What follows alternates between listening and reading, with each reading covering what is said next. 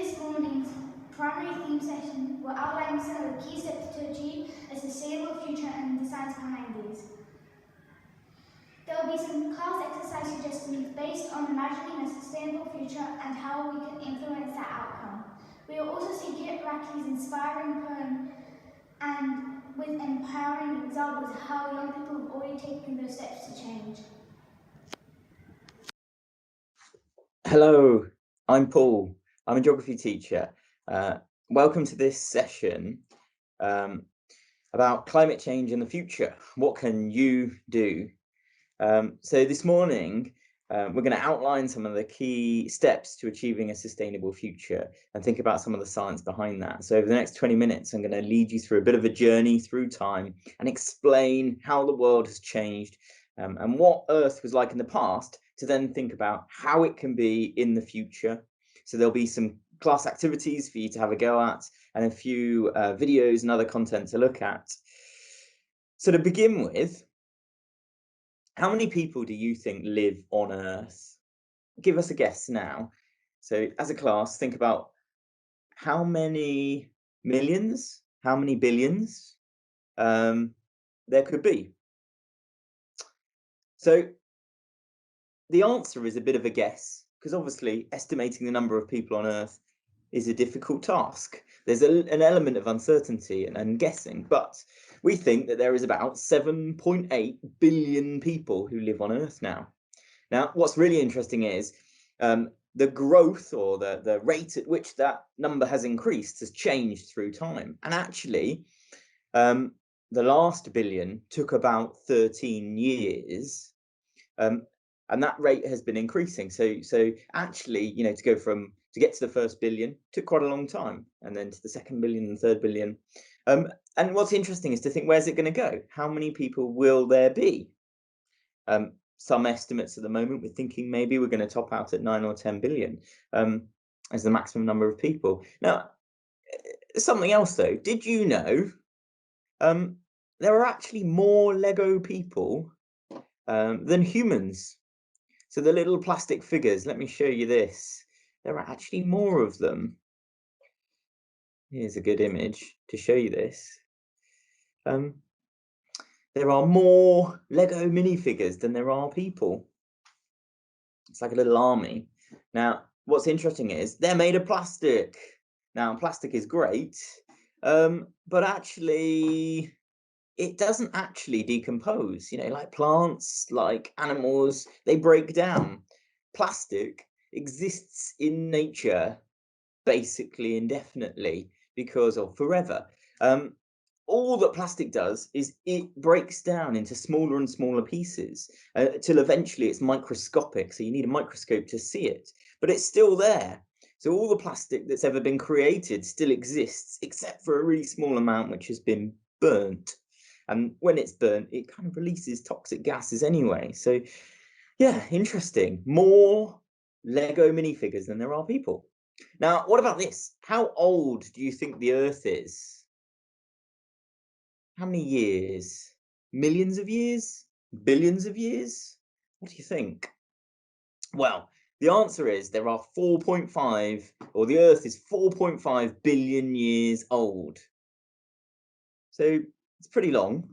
The reality, though, is that humans haven't existed for that long. Of those 4.5 billion years, how long do you think humans have been around? Now, there's a really good image here. We can basically map the history of the Earth onto a clock and think about how it relates to a kind of 24-hour clock. So I'll show you this little image here. Here it is. Basically, humans have been around for the last about 2.5 minutes, if we were to think about the Earth as a 24-hour clock. What that means is actually humans have been around for about 2.5 million years, which sounds pretty long, doesn't it? 2.5 million years. The reality, though, is the way that we think of humans and the way that we live and our lifestyles is actually quite new. It's only really in the last maybe 100 years that people exactly have lived in the way that we do. Now, what that means, though, is that if we were to think back, what was the world like 10,000 years ago? Well, actually, there would be no cars, there would be no planes, no buses, no trains, no motorbikes. There wouldn't be any electricity, so there's no TVs, no electric lights, no fridges, no microwaves, washing machines, computers, mobile phones. Can you imagine a world without a mobile phone? No central heating, no factories, no power stations. And things have been like this for thousands of years. These things are only relatively new inventions. But what happens is we grow up, and the world that we grow up in, we always think the world has been like that. So humans have this kind of way of thinking about the world that actually the world's always been like this, surely, but actually it hasn't. And especially in the grand scheme of the last 4.5 billion years, humans have only been here for 2.5 million. And actually, the way that we live has only been around for a few hundred years. So the Industrial Revolution is a big marker. That was about 150 years ago that the Industrial Revolution started. So it was only the last 150 years that we've had cars and electricity, and we've used energy in the way that we have. So humans changed the world by inventing machines. We invented processes to be able to take a raw material and turn it into something that was useful, like cotton into clothing. And in order to do that, we found fossil fuels. Now, what are fossil fuels? What's a fossil? You might have been down the beach and found a fossil. Fossils are sort of dead plants and animals that have been trapped in rocks.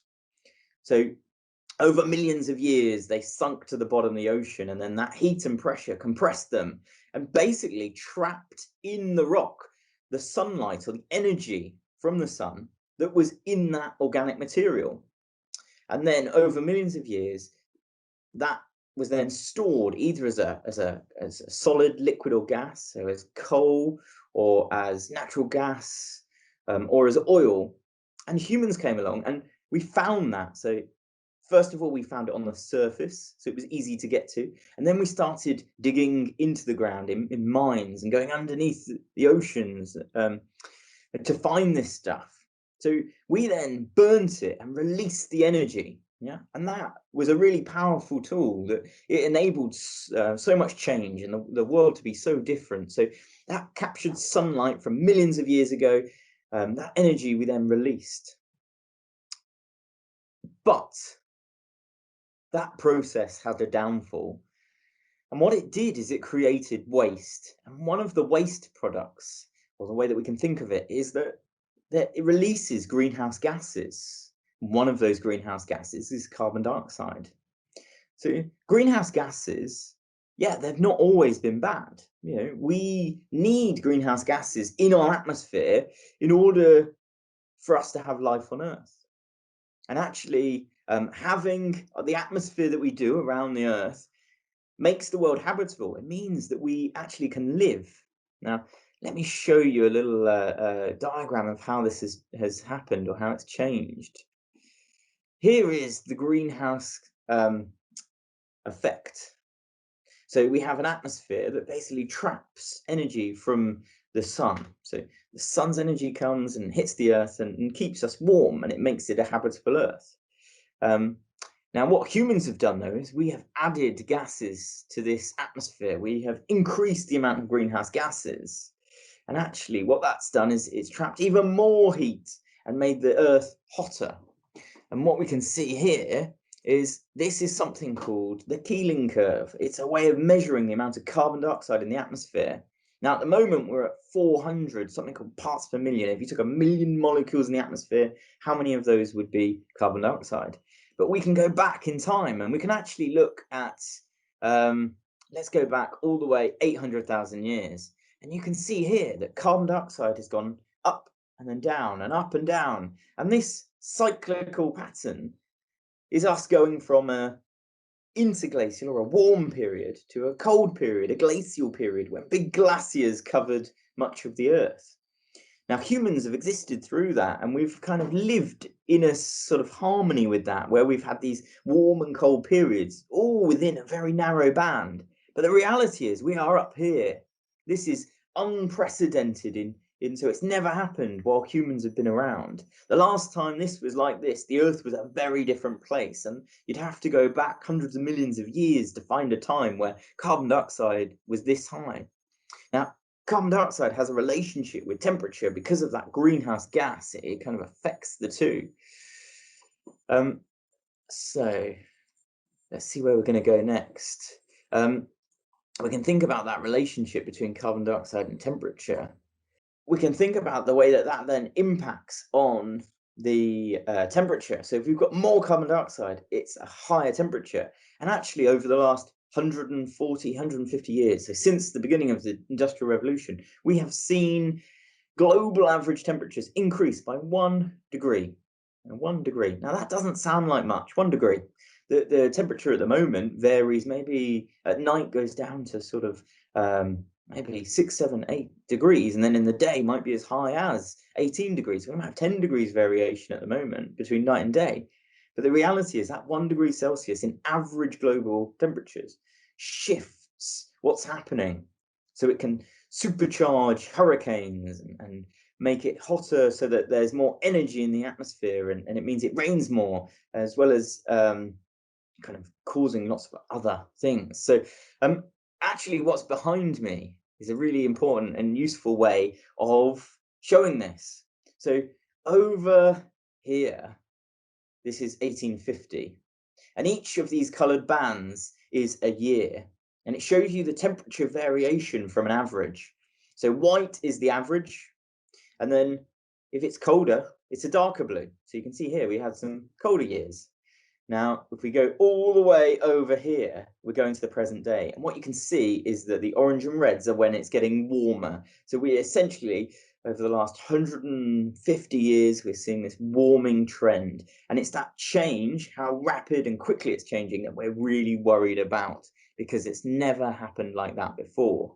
But when we talk about these temperatures, what we're talking about is the climate. And actually, the weather and the climate are two different things. Now, if you look outside the window now, what's happening outside the window? Is it raining? Is it windy? Is it hot? Is it cold? Now, all of those things are weather. And the weather is the day-to-day, what we call atmospheric conditions. So the things happening outside in the atmosphere. Now, that's the weather. And we often talk about the weather of at your school or in your town. So weather is also this small scale and short term thing. Whereas climate is quite different. Actually, in order to think about the climate, we have to take an average, a 30-year average of all those weather conditions. And that's when we can start to think about seasonal variation. So we'd say during the spring or the summer or the winter, this is what we would expect. That's all climate, when we're taking an average over a much longer period of time. So if I said something like, it's hot in southern Spain in the summer, is that weather or is that climate? It's climate, because we're saying we would expect it's the sort of weather that we think you are likely to have at a point in time. Now, let me give you another example. What about if we said it's going to rain tomorrow? That's weather, yeah, because it's then we're saying that's the atmospheric conditions at that point in time. So weather short term, climate long term. Now, if we go back to carbon dioxide, let's think then what happens when it gets too much, when we're at 400 and something parts per million. Now, what is created is a world where we get lots of flooding and lots of heavy rain, but we also get lots of forest fires, and it creates lots of instability. What happens is the weather changes lots, so the conditions that we have to experience are really varied. Now, that's bad for lots of people because it has an impact on them. What's sad, though, is that the impacts are not even. And it's the same with the causes of this. So not everyone uses the same amount of energy. Not everyone drives a car. Not everyone flies. Now, the reality is a very small proportion of people worldwide fly. Most people have never got in a plane. It's the same with driving a car. There's many people around the world who don't own cars, and they're not necessarily causing as much climate change. They're not releasing as much of these greenhouse gases. Now, a good way to think of that is with something called your carbon footprint or your ecological footprint. And what I'll do is I'll just show you, this is something that you could do as a class or individually. This is a really good website here called the WWF Environmental Footprint. And it's a little quiz that you can do that allows you to calculate what's your impact on the earth. So you answer questions about food and about travel, and what it does is it gives you a number at the end, which is your annual, or for 1 year, how much carbon you emit, and then it will tell you that how much on average the person in the UK might emit. Now, what we can also do then is we can compare other countries, and then what that can lead us to think about is if we were given an allowance of how much carbon we can emit, kind of without having a negative impact on the world, you could then come up with something like this that's called an overshoot day. And this is when you would use up all of the carbon that you're allowed.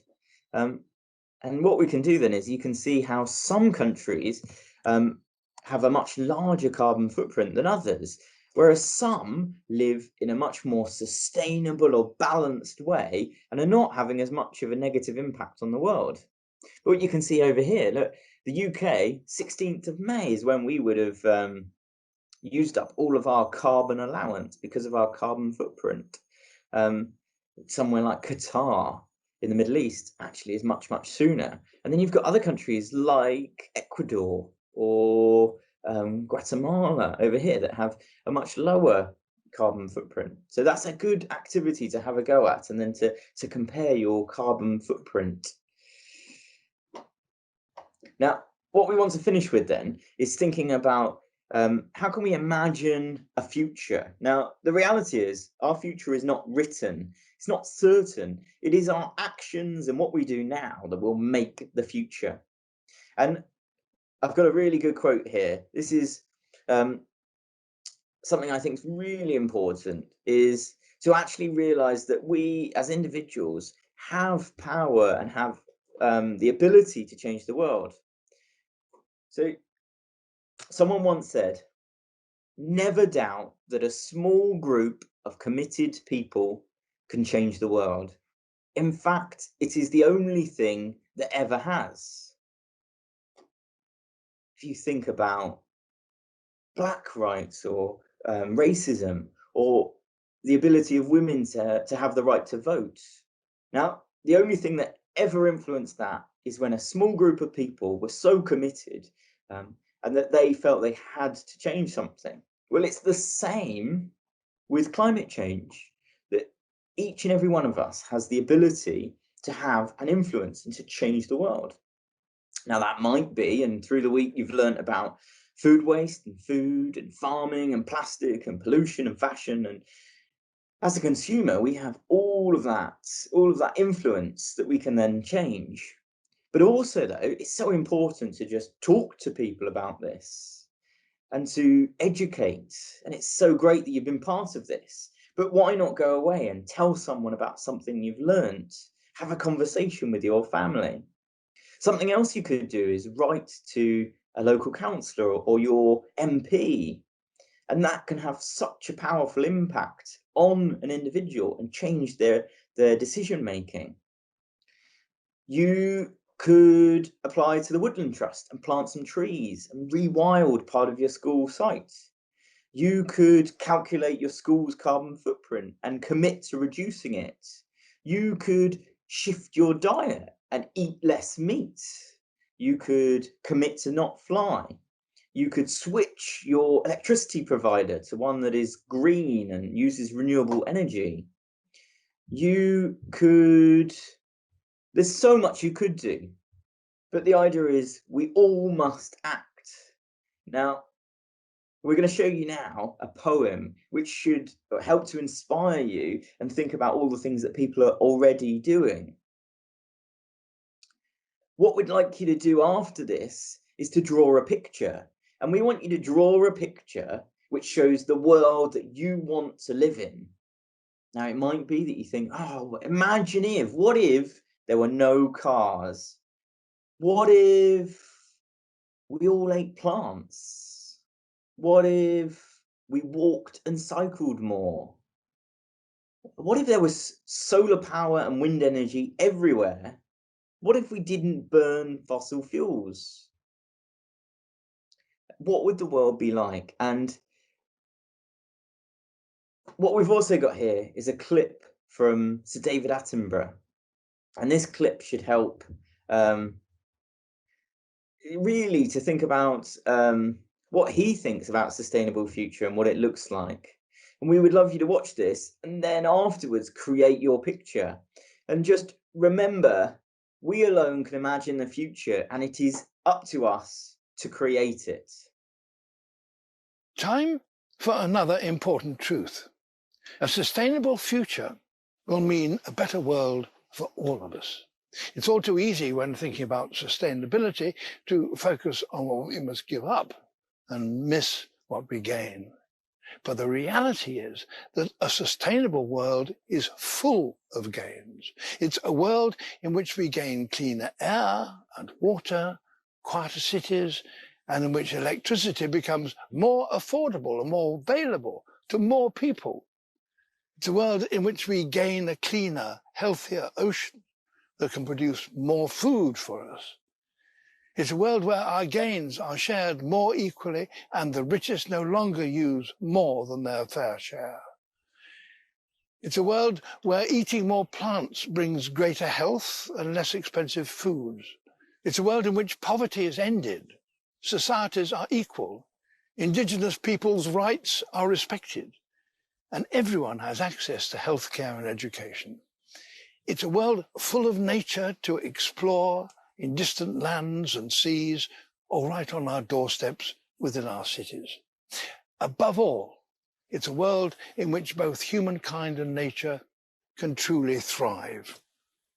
We should let our politicians and business leaders know that a sustainable future is not just something we need, it's something above all that we want.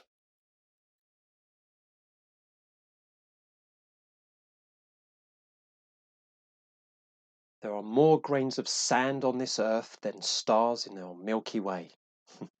Or so they say. So while we can dream and gaze above, let's ground ourselves. Feel the earth, hear the ocean sway. In our minds we can dance amongst the heavens, but it is here we feel, touch, and breathe. It's here we're bound to play. And play we should. Play we must, for that gives us joy in life. Joy brings us together, the urge to be young at heart, in soul, body and mind. So let's heed the youth we have.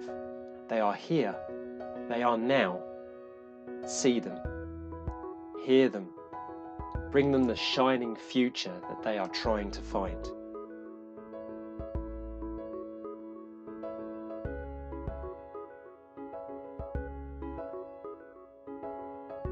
Prospective leaders to transform our world? Yes, no deed done by them is a deed too small, as they are leading today.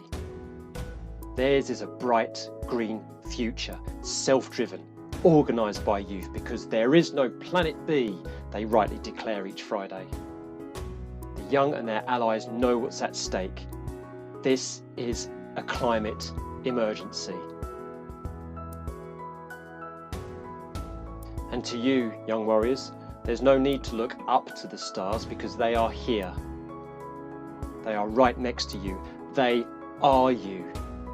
They are you with supernova energy.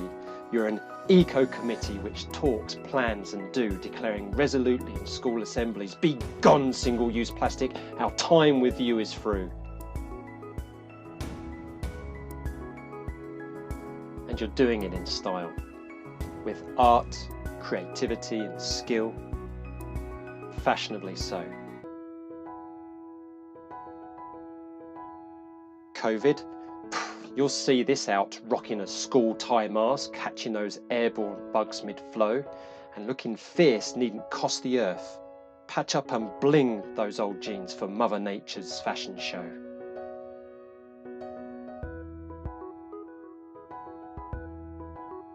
Child's play. This is how it should be. A game of how many trees you can plant, a race to 25 or 40. Saplings to be nurtured in fields of shrubs and glorious mud. A school need not be contained within walls. Break down barriers. Connect with nature and its playground of plenty. From 40 trees to 40 acres, or for all your effort, just one, it's enough. But together, what about 300? Farmers, landowners, conservationists will partner with you on a Brecon Beacons bluff. Just faith and trust is all it takes. Follow in their footsteps. Set off a chain reaction and restore nature away from the rough. Get inventing. Put that child's imagination to use. Science, tech, engineering and math. A high-tech composter? A solar power go-kart? And STEM is not just for boys, you know. Think that and you're having a laugh. See, we need more plant-based solutions, from vegware storage, packaging to eating less meat. Try veganism one day a week. Get it on that school menu. You'll be pleasantly surprised how it can be a tasty treat. And no more sibling rivalry at the dinner table when a hearty meal makes the soul complete.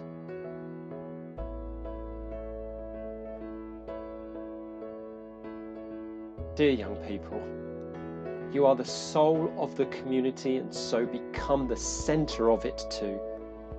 Lead. Join, run an event, pick up litter, clean that river, set that example where elders may have failed you. Create news and spread the word so others can follow what you do. You are Greta. You are Maya Rose. You are Scarlett. You are Theo, Ella, Hannah, Max, Lena. Be proud. Be fierce. Hold our generations to account. It's your time we are running foul. And from those in power pulling the strings of privilege, demand change and ask, why not now? Why not now? Why not now? Why not now? We can do this. Let's get started. Why not now?